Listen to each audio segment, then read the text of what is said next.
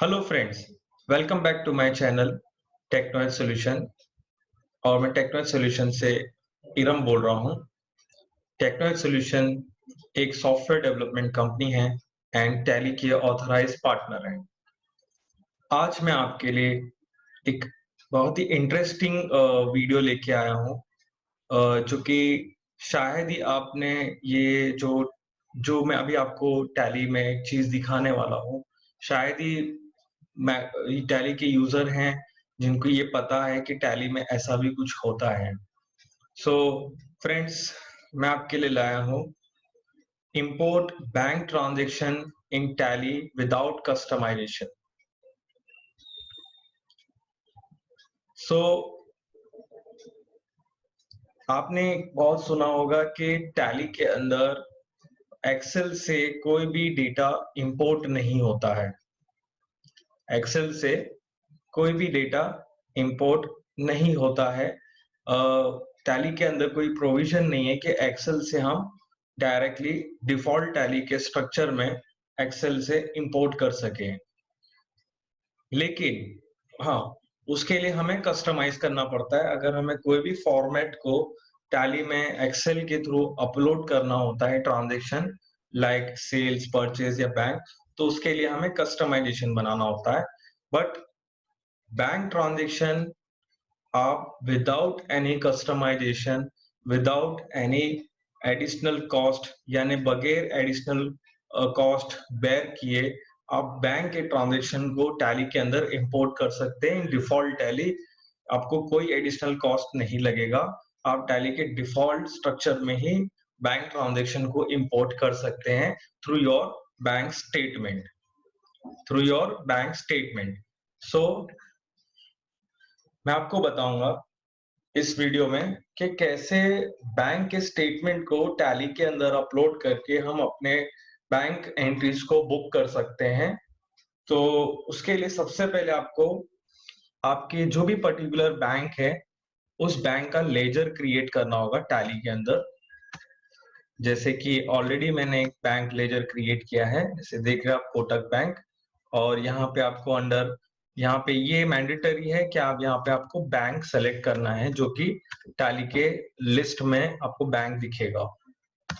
Bank select करने के बाद यहाँ पे अनेबल ऑटो रिकंसिलिएशन ऑप्शन को आपको यस कर देना है। यस करने के बाद आप सेव कर दीजिए।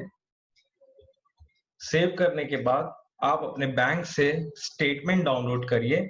जैसे कि मैंने ऑलरेडी एक मेरा जो बैंक का स्टेटमेंट है वो मैंने डाउनलोड किया है। अब आपको डाउट होगा कि फॉर्मेट कौन-सा होगा, कि टैली कौन-सा फॉर्मेट एक्सेप्ट करेगा। सो डोंट वरी, टैली आपको खुद बताता है कि ये पर्टिकुलर बैंक का कौन-सा फॉर्मेट सपोर्टिव है। सो आप जभी भी आपको पहले डाउनलोड करने से पहले एक बार आप बैंकिंग में आ जाइए। बैंक रिकंसिलिएशन में आपको जाना है, कोटक बैंक, और यहाँ पे आपको बैंक स्टेटमेंट के ऑप्शन पे सेलेक्ट करना है। सो देख रहे हैं आप बैंक स्टेटमेंट में आप मैंने यहाँ पे सेलेक्ट किया। सो यहाँ पे टैली हमें बता रहा है कि supported format for selected bank है CSV, excel and MT 940 format.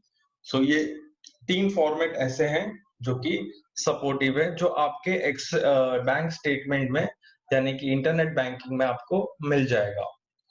सो जैसे कि सीएसवी फॉर्मेट यहाँ पे लिखा था, तो मैंने सीएसवी फॉर्मेट डाउनलोड कर लिया है। अब मैं इसे टैली के अंदर इंपोर्ट कैसे होता है वो मैं आपको दिखाता हूँ। सो सबसे पहले हम बैंकिंग में जाएंगे। बैंक रिकंसिलिएशन में जाना है, बैंक सेलेक्ट करना है जिसका आपने स्टेटमेंट डाउनलोड किया है, और यहाँ पे बैंक स्टेटमेंट पे क्लिक करना है। और जहां पे आपने स्टेटमेंट रखा है बैक स्पेस करके, वहां का पाथ यानी कि लोकेशन टैली में देना है। सो वहां से मैंने कंट्रोल सी कॉपी किया, कंट्रोल ऑल्ट वी करके पेस्ट कर दिया। सो यहाँ पे जैसे कि आप देख रहे हैं कि उसने ऑटोमेटिकली पिक कर लिया कि एक सीएसवी फॉर्मेट यानी कि जो इस पर्टिकुलर बैंक का जो फॉर्मेट है वो मैच हो रहा है और यहाँ सिस्टम में दिखा रहा है, और यहाँ पे दिखा रहा है कि कब ये सिस्टम में डाउनलोड हुआ था।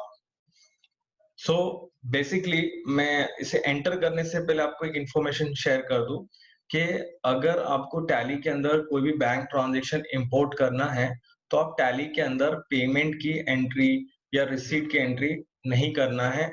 जैसे कि रिकन्सिलिएशन भी यहाँ से हो जाता है। जैसे कि मैंने कोई स्टेटमेंट अपलोड किया और आपने बैंक की एंट्री ऑलरेडी टैली में कर रखी है, यानी कि चेक दिया है आपने या चेक आपको आया है, तो वो ऑटोमैटिकली रिकंसाइल भी कर देता है।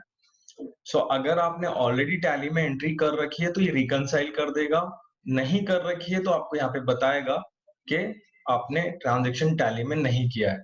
सो अब कैसे टैली में उसको अपलोड करना है, अभी आइए हम देखते हैं। सो जैसे ही हमने एंटर किया यहाँ पे आपको सक्सेसफुल करके दिखा रहा है। Total entries in bank statement is 8, यानी कि बैंक स्टेटमेंट में 8 ट्रांजैक्शन है। रिकंसाइल्ड एक भी नहीं हुआ बिकॉज टैली में कोई एंट्री नहीं है, और एडिशनल बैंक एंट्रीज 8 है। सो यानी कि 8 ट्रांजैक्शन ऐसे हैं जो कि मेरे बैंक स्टेटमेंट में है बट मेरे बुक्स में नहीं है, क्योंकि मैंने टैली में एंट्री किया नहीं है। मैं डायरेक्टली बैंक के स्टेटमेंट से ही एंट्री टैली में पास करना चाहता हूँ। सो यहाँ पे मैंने एंटर किया, तो ये आपके सारे जो भी स्टेटमेंट में जो भी ट्रांजैक्शन है वो यहाँ पे आपको शो हो रहे हैं। अभी आपको क्या करना है कि एक-एक करके यहाँ से आप डायरेक्टली वाउचर क्रिएट कर सकते हैं, यानी कि आप पर्टिकुलर ट्रांजैक्शन जो बैंक में शो हुआ है और अभी आपके टैली स्क्रीन में दिख रहा है, उसको आपको जस्ट अलोकेट करना है कि ये पर्टिकुलर विथड्रॉ या डिपॉजिट कौन से लेजर से हुआ है। सो फॉर एग्जांपल यहाँ पे मेरे को एक पेमेंट आया है, डिपॉजिट 1416 रुपीज, और ये मुझे मेरे पार्टी से पेमेंट आया है।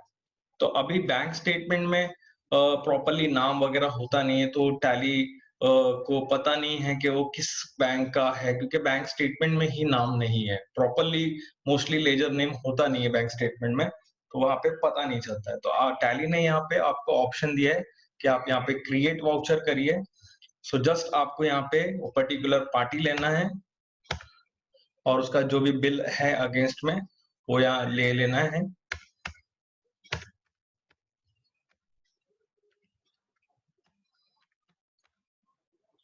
और आपको बस सेव कर देना है। अब जैसे कि आप देख रहे हैं कि सारी इंफॉर्मेशन टैली ने ऑटोमेटिकली ले ली, जैसे कि आईएमपीएस नंबर, इंस्ट्रूमेंट डेट, सब ऑटोमेटिकली ले लिया। और नरेशन में भी कि रिसीव फ्रॉम, जो डिस्क्रिप्शन था स्टेटमेंट का, वो भी यहाँ पे ऑटोमेटिकली आ गया। सो जैसे ही मैंने यहाँ पे सेव किया, वो ट्रांजेक्शन टैली में बुक हो गया और मेरे यहाँ पे इस amount not reflected in books में से भी निकल गया। दैट्स मीन वो एंट्री हो चुकी है। इसी तरह मुझे दूसरी एंट्री को भी पास करना है, तो क्रिएट वाउचर, जैसे कि ये पेमेंट है, तो फॉर एग्जांपल मैंने ये पेमेंट डेमो पार्टी को दिया और सारी इंफॉर्मेशन ऑटोमेटिकली टैली ने ले लिया, रेंज, स्टेटमेंट, इंस्ट्रूमेंट नंबर, और यहाँ पे सेव कर दिया। सो जैसे जैसे आप ये वाउचर क्रिएट करते जाएंगे, एंट्री आपका सेव होता जाएगा। सो ये स्टेटमेंट अपलोड करने से और यहाँ से वाउचर क्रिएट करने से आपका काफी समय बच जाता है, प्लस आपका बैंक भी रिकंसाइल हो जाता है। यानी एक ही समय में आपके ट्रांजैक्शन भी पास हो गए, प्लस रिकंसिलिएशन भी हो गए। अभी जो आपने टैली में एंट्री कर दिया है उसका आपको रिकंसिलिएशन रिपोर्ट देखना है, तो आप यहाँ पे F12 करिए, शो और show reconcile transaction also yes करिए, कंट्रोल A करके सेव करिए और ऊपर आप पीरियड चेंज कर दीजिए।